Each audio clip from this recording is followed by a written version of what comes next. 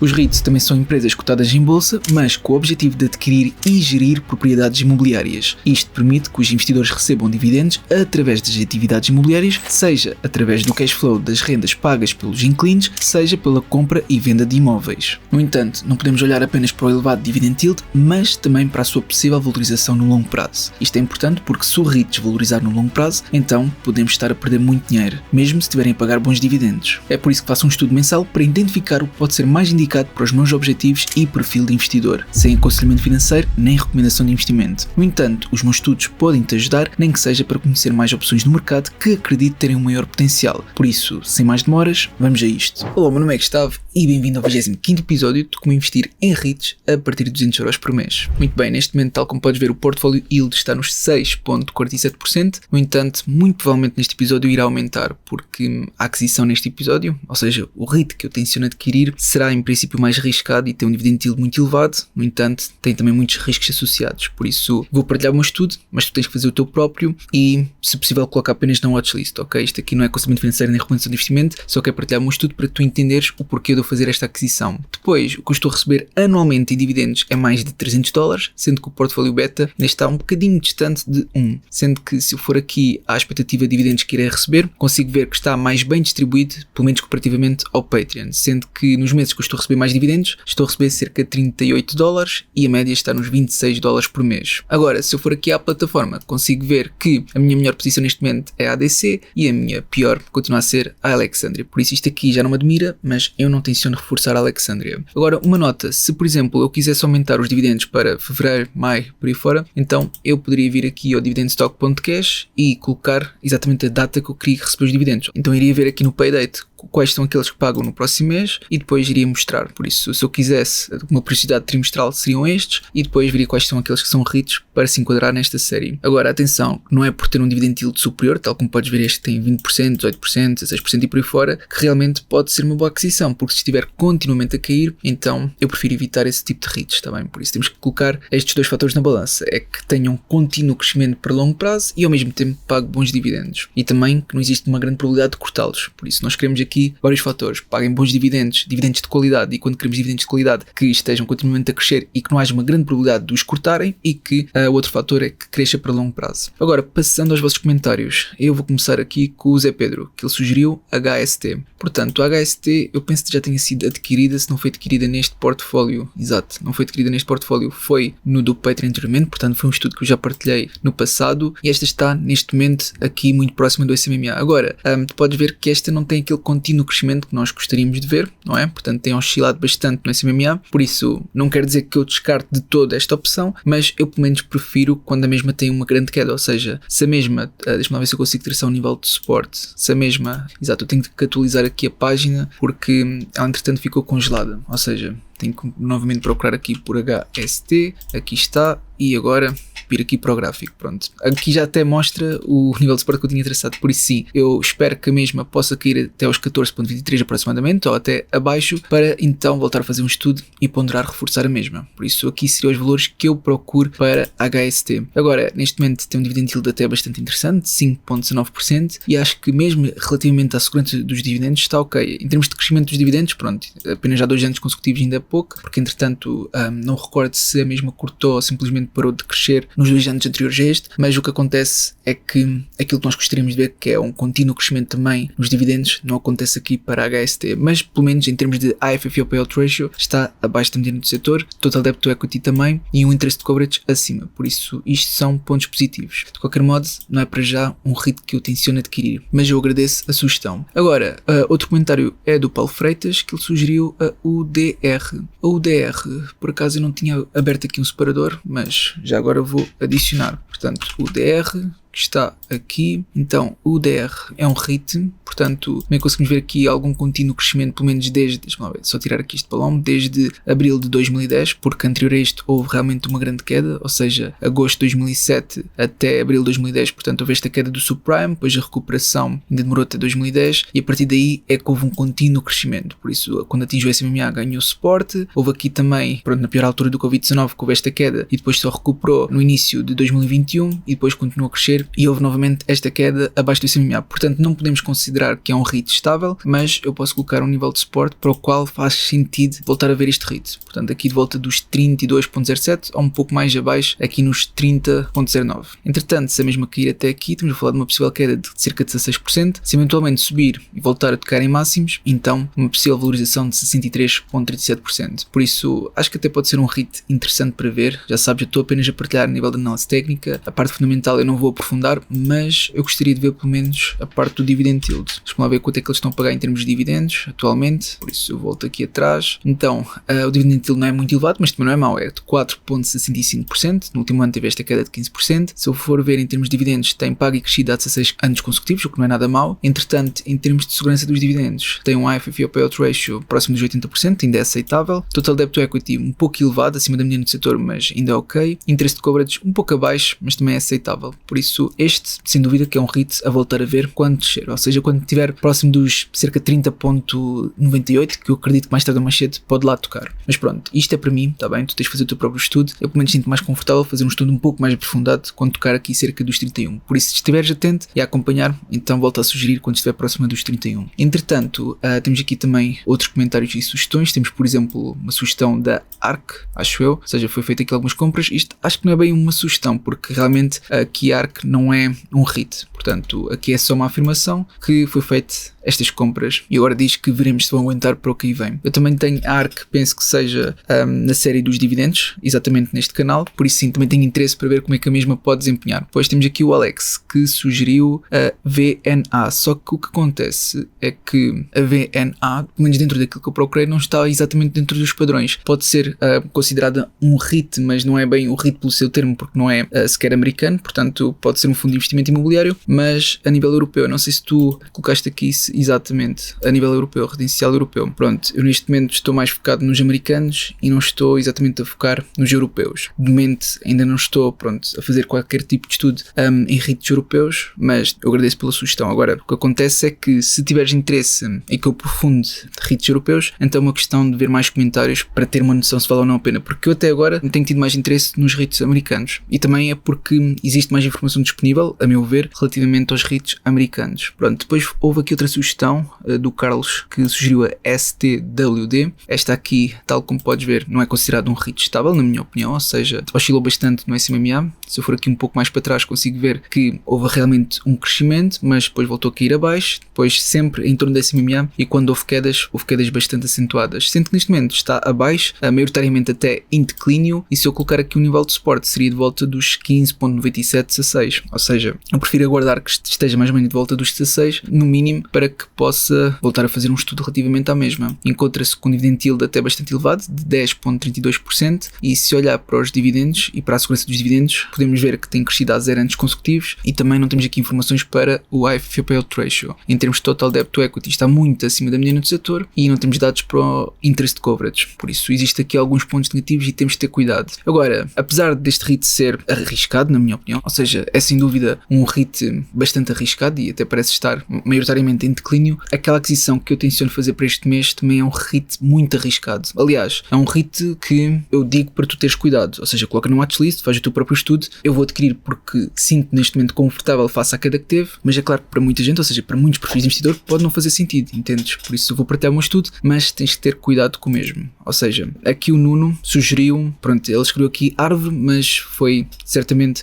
o corretor do teclado, pronto, seja o que for, porque ele de certeza queria escrever Arbor, e é exatamente essa aquela que eu tenciono adquirir. Tive aqui uma enorme queda, aliás, se eu atualizar, acho que isto até vai mostrar os níveis de suporte que eu tracei, porque eu tencionava, quando tinha feito um estudo no passado, adquirir Arbor em 3 momentos. Então onde é que está a mesma? Arbor, deixa-me lá ver se consigo encontrá-la. Eu estou a escrever mal, não estou? Pus um, portanto, Arbor. Ok, está aqui, ABR, pronto. Eu tracei aqui o nível de suporte em que a mesma caiu abaixo deste nível de suporte. Por isso, aqui nos 8.43 seria mais ou menos onde eu tencionava reforçar, e acontece que a mesma está em falling knife já nos 7.78. Ou seja, já está abaixo daquilo que eu tinha traçado e ela ainda pode cair mais. Eu tinha traçado o meu, digamos, último nível de suporte, que seria de volta dos 4.34. Eu duvido que a mesma caia até aqui, mas existe essa possibilidade. Mas de qualquer modo eu vou colocar aqui um nível de suporte adicional, volta dos 6.01. Porque se a mesma cair até até aqui ainda estamos a falar de uma queda adicional de, deixa-me lá ver quanto, mais ou menos, cerca de 22% aproximadamente. E se cair eventualmente até os 4.34, então ainda é uma queda de 43%. Por isso, quando eu adquiri esta, na primeira vez que teve esta queda, foi de volta dos 10, se não estou em erro, e ela já vai com uma queda, deixa-me lá ver, de aproximadamente quase 39%. É claro que ela pode continuar a cair e tem razões para tal, porque já vou partilhar contigo, mas existe aqui vários pontos negativos que podem fazer com que a mesma possa continuar a cair. Mas, face ao risco-retorno, para mim compensa para longo prazo, porque se ela recuperar e algum dia chegar novamente aos máximos, face ao preço atual, estamos a falar de uma possível valorização de cerca de 156%. Para além que, neste momento, o dividend yield está nos 15.44%, que até é bastante elevado. Portanto, neste último ano teve uma queda de cerca de 43%, o dividend yield está nos 15.44%, e se olharmos para a segurança dos dividendos, para além de ter pago e crescido os seus dividendos há 12 anos consecutivos, que é um aspecto positivo face ao risco que a mesma apresenta, e ao ir aqui à segurança dos dividendos, consigo ver que o FFO Payout Ratio não está apresentado. O total debt to equity também está muito elevado, tal como podes ver, ainda superior àquilo que tínhamos visto no outro REIT, e o interest coverage que também não é apresentado. Portanto,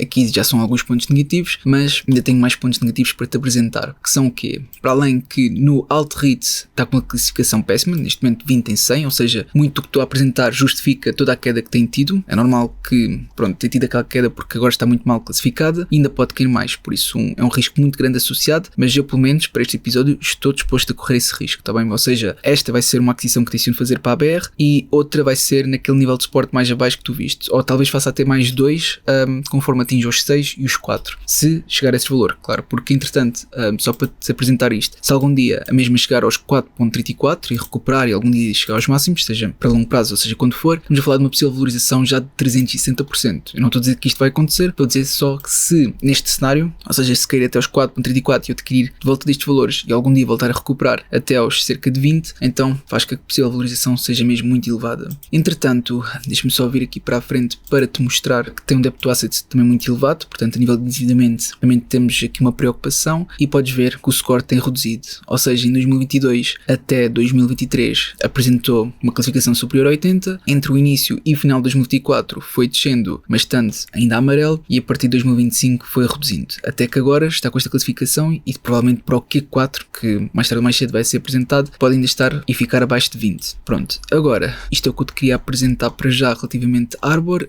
e também o Earnings per Share, ou seja, se olharmos aqui com base no relatório trimestral, portanto o relatório trimestral mais recente, conseguimos ver que o Earnings per Share tem reduzido. Podes ver tanto o Basic como o Diluted, é igual, consegues ter essa noção que tem vindo a diminuir. Aqui é quando comparamos 2024 com 2025, portanto mais baixo, e aqui é com base nos últimos 9 meses, portanto tem reduzido. Aqui é com base nos últimos 3 meses, aqui é com base nos últimos 9 meses. É claro que muito isto é derivado à redução no resultado líquido, portanto se olhamos para o rácio não há nada que saber, portanto aqui uma diminuição muito acentuada no resultado líquido é normal que afete negativamente o Earnings per Share. Pronto, isto é algum dos fatores que eu queria te apresentar para teres cuidado, porque eu gosto de ser totalmente transparente e que tenhas noção dos riscos associados. Agora, aspectos positivos. Em termos de rácios, pelo menos comparativamente à mediana do setor, estão abaixo, portanto, olhando para o Price to Earnings Ratio, está abaixo da mediana do setor. Olhando aqui também para o Price to Sales e Price to Book, abaixo da mediana do setor. E isto, pronto, de certa maneira pode ser considerado um aspecto positivo, mas também pode ser considerado um aspecto negativo, tendo em conta que o mercado está a avaliar negativamente esta empresa e é por isso que está abaixo da mediana do setor. Em termos de crescimento, aqui não apresenta para o FFO, deixa-me lá ver se consigo te mostrar em termos de earnings per share que neste momento está em declínio, pronto, isto também já era de esperar, tendo em conta o declínio do resultado líquido. Se olharmos para o crescimento do EBIT também está em declínio e mesmo em termos de crescimento dos dividendos, atualmente parece estar em declínio. O crescimento do earnings per share também está em declínio, tal como vimos anteriormente, e olhando para o crescimento dos rendimentos também está em declínio, por isso eles têm que se esforçar bastante para realmente inverter aqui a situação. Mesmo em termos de crescimento de return on equity está em declínio. Pronto, agora olhando para o quão lucrativo é a empresa, vamos aqui olhar para o resultado líquido, ou pelo menos margem do resultado líquido que está superior à mediana do setor, que é um aspecto positivo. Margem do resultado bruto também está superior à mediana do setor. Infelizmente só temos aqui o return on assets, que está ligeiramente superior à mediana do setor, mas pronto, não há aqui nada que tenha um grande destaque. Em termos de return on equity, está positivo, mas inferior à mediana do setor. Depois, passando aqui já para outra fonte, vamos ver o GuruFox. No GuruFox mostram que está subvalorizada, neste caso há uma margem de segurança de 30.86%, mas aqui, tendo em conta a queda que teve, pronto, facto os modelos não são os mais corretos, ou pelo menos é muito difícil ter aqui um modelo que seja preciso, porque estes modelos são muito generalistas, não é? Mesmo olhando para o Price to IFFO, aqui não consegue identificar porque existe a falta dessa informação. Repara, em termos de IFFO, não há aqui nenhum que apresente, ou seja, tudo relativo ao IFFO está tudo NA, NM, por isso não conseguimos encontrar essa informação. Mas se olharmos para o DDM Stable Growth, aqui sim já apresenta uma possível valorização de 58,30%, mas mais uma vez, aqui eu não considero que seja muito correto, tendo em conta toda a queda que a mesma teve, por isso é muito difícil encontrar um modelo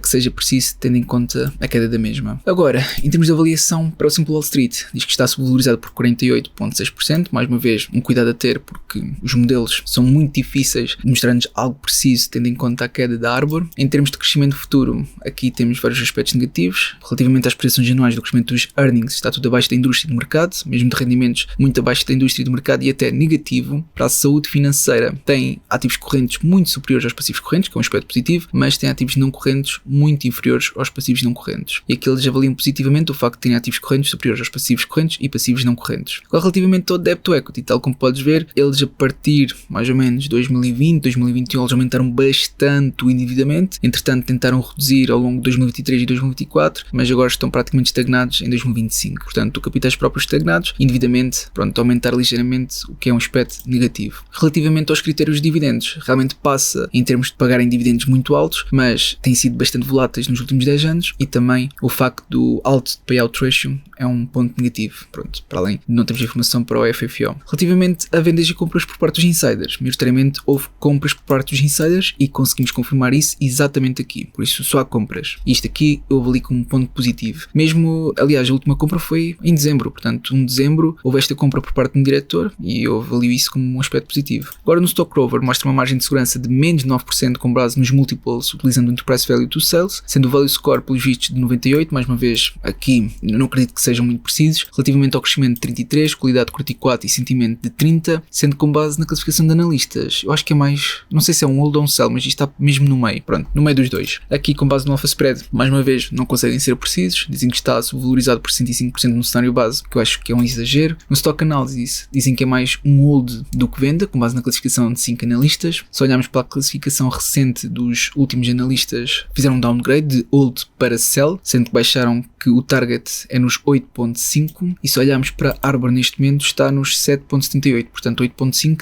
ainda seria acima do preço atual. Mas é claro que esta classificação também foi feita, deixa-me cá ver, foi a 15 de dezembro, entretanto a mesma já desceu mais um bocado. No Market Beat, com base na classificação de 7 analistas, sugerem reduzir a quantidade que temos da mesma, sendo possível upside de 23.32%. No Market Watch, com base na classificação, deixa-me lá ver, de alguns analistas, não é? Portanto, aqui tínhamos NA para os últimos 3 meses, agora temos uma recomendação de compra, mas maioritariamente é venda, está bem? Maioritariamente está à venda atual. No plano Pro do V5.com temos um desempenho razoável e um possível upside de 40.3%, mas mais uma vez, aqui eu acho que não conseguem ser muito precisos nos modelos de avaliação. Portanto, é sem dúvida alguma uma aquisição muito, mas muito arriscada. É claro que tem um dividend yield que é muito, muito atraente, sem dúvida alguma, está bem? Dividend yield superior a 15%, mas olhando aqui para a Arbor, nós temos de ter bastante cuidado. Para além que não é de todo um REIT estável, ou seja, houve aqui realmente um crescimento a partir de 2013 e houve esta subida, depois na pior altura do Covid-19 caiu até os 4.34 e depois voltou a ter esta subida e depois já a oscilar dentro do SMA. Agora está a mostrar esta queda e pode continuar até atingir os 6, até atingir os 4.34 e eu quero chamar a atenção que existe essa probabilidade, ou seja, dela continuar em falling knife e portanto temos que ter muita atenção. Pronto, eu desta vez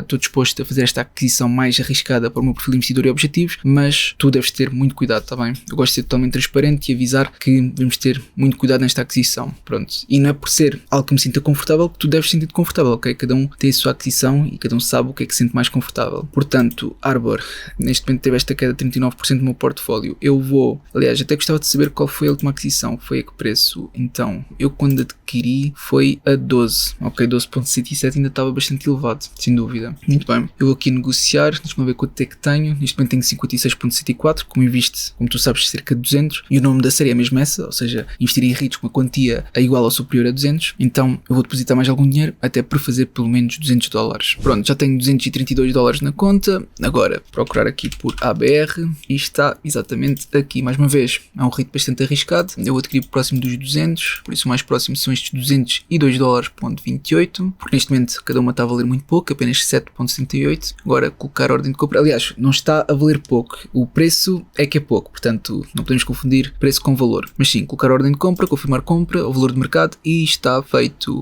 O mercado está aberto, portanto a ordem foi executada e agora foi somada aqui mais uma quantia, ou seja, no total tem 42 REITs da ABR, exatamente. Ok, então assim sendo, eu posso ver inclusive aqui quando é que foi adquirido. Deixa-me cá ver. Pronto, foi adquirido agora aqui, mas no passado tinha sido adquirido aonde? Foi adquirido aqui, ou seja, no passado tinha oscilado, ou seja, estava neste nível de suporte, tal como estás a ver aqui com esta linha tracejada, não é? Pensava eu que estava num nível de suporte sólido, mas aqui 25 de fevereiro mais ou menos quebrou este nível de suporte e tem estado continuamente a cair. E acredito que ainda possa cair mais, atenção, mas pronto, como eu tenho esta posição para longo prazo, então estou totalmente tranquilo. Mas para o teu caso, podes não estar, eu quero mais uma vez partilhar apenas o teu estudo para que te possa auxiliar. Mais uma vez, não é aconselhamento financeiro nem recomendação de investimento, mas espero que os meus estudos te possam ajudar de algum modo. Agora, aqui em termos de transações, foi este preço 7.778, vou aqui ao Track Your Dividends e vou adicionar esta aquisição. Portanto, Add Holding, ABR, que está aqui, o número, pois é, calma, deixa-me mudar também o custo de cada uma que foi os 7.778, agora a quantidade foi o quê? Foi 26, já não me recordo. Então, se eu for aqui, consigo ver que foi 26,